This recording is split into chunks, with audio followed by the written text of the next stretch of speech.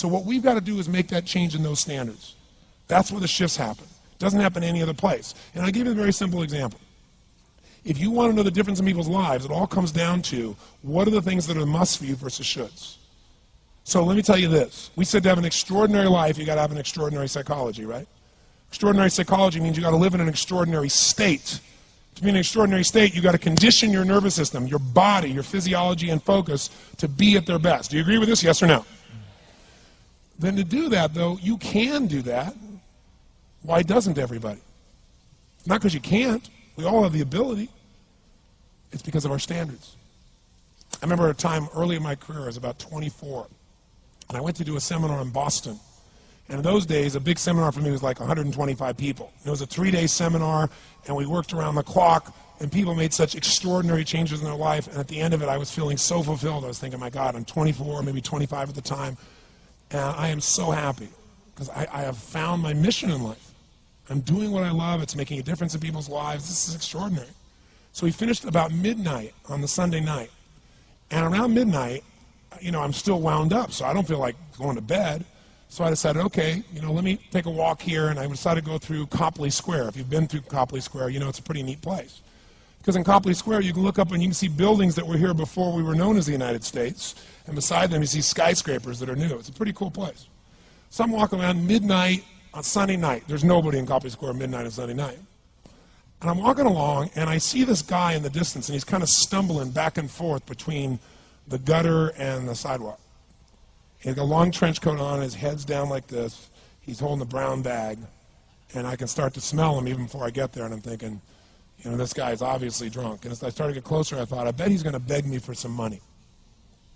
And sure enough, whatever you focus on life tends to happen, doesn't it? So sure enough, he gets real close to me, and I thought all of a sudden he wasn't going to do it, and all of a sudden he popped his head up. It was really weird. He went, Mister! He had this really bizarre looking sounding voice. He went, Mister, could you loan me a quarter? And I thought, do I want to reward this behavior? And then I thought, I don't want him to suffer. Do you have this dilemma sometimes? Like, you know, I'm not here to judge. So years ago I finally decided I always just give. Even the person's pulling a scam, that's for them to deal with. If I have the ability, then I give. And so I thought, well, could I teach him something? So I asked him a question back. I said, is that all you want is a quarter? So he goes, yeah, just 1 quarter. 1 quarter changed my whole life. 1 quarter. I said, really? He said, yeah, 1 quarter. So I reached in my pocket, and I pulled out my money clip. And in those days, I was, you know, very young, just starting to succeed. And my original mentor was a man named Jim Rohn. I don't know, how many have heard of Jim Rohn? Anybody? Yeah, he's a great guy. And Jim told me, he said, Tony, look, you've come from a poor background. You got a poor psychology. You got to change it. He said, you don't have any money, so pretend you do. He said, start training your brain. Condition it.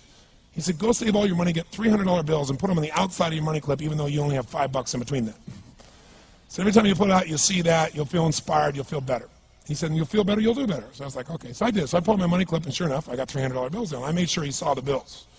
So I'm tearing through that, right? Looking in between there, see if I can find some change. But I made sure he saw it. Sure enough, he's looking at the $100 bills, checking it out. I find the quarter, I pull it out, take the money, put it in my pocket. I notice he's watching my hand going into the pocket. I took the quarter, and I looked at him, and I said, sir, life will pay any price you ask of it. And I gave him the quarter. And then something really interesting happened. He took the quarter. He looked at the quarter. He looked at me. He looked at my pocket. He looked back at the quarter, looked at me, looked at my pocket, looked at me again, looked at the quarter, looked at my pocket, looked back at me and said, you're weird. And then he shuffled on off like this, right? And I thought to myself, wow, what's the difference between him and me?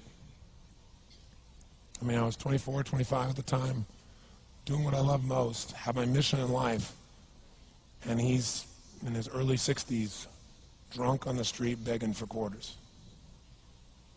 What's the difference? And I thought, well, maybe God's blessed me because I'm such a good person. I thought, oh, and he's such a bad person, that's such bull. And I thought, wow, maybe the answer to that question is what I just told him. Life will pay whatever price you ask of it. But you know what's interesting? You got to ask intelligently. In the Bible it says, ask and you shall what? Yeah, pretty good formula. You ought to look into it. But you know what? It says, ask and you shall receive, but I'm sure it meant ask intelligently. I'm sure that's what God meant. I'm sure he didn't mean bitch and you will receive. Whine and you will receive. I don't think that was the instruction. Now, if you were going to ask intelligently, there might be 5 elements of that. Number one, you'd have to ask specifically, wouldn't you? You wouldn't ask in a general way. People do it all the time. They go, I want more money. Fine, here's $1, get out of here. Very often you're getting what you're asking for. You're just not aware of how general you're asking. Clarity is power. The more clear you are about exactly what it is you want, the more your brain knows how to get there. Your brain is a servo mechanism. It's like a bomb. Those bombs, those missiles, they have a servo mechanism. So if the target moves, it knows what the target is, it follows it. Your brain, when you condition it, knows exactly what to go for and it'll find a way to get there.